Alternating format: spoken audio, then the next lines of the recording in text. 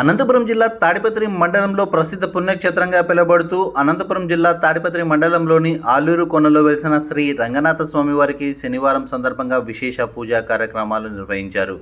ముఖ్యంగా ఆషాఢ మాసాన్ని పురస్కరించుకొని వేకువజామున 4 గంటల నుంచే భక్తులు పెద్ద ఎత్తున స్వామివారి దర్శనం కోసం బారులు తీరారు. వేకువజాము నుంచే ఆలయ అర్చకులు అత్యంత భక్తి శ్రద్ధల నడుమ శ్రీ రంగనాథ స్వామివారికి అభిషేకాలు, అర్చనలు నిర్వహించిన అనంతరం వివిధ పూలమాలలతో ప్రత్యేకంగా అలంకరించి ఆకుపూజ కార్యక్రమం చేపట్టారు. అనంతరం భక్తులకు దర్శన భాగ్యం కల్పించారు. శ్రీ రంగనాథ స్వామి గోవింద గోవింద అంటూ భక్తుల నామస్మరణతో శ్రీ ఆలూరు కోన రంగనాథ స్వామి దేవస్థానం పరిసర ప్రాంతాలు మారుమోగిపోయాయి.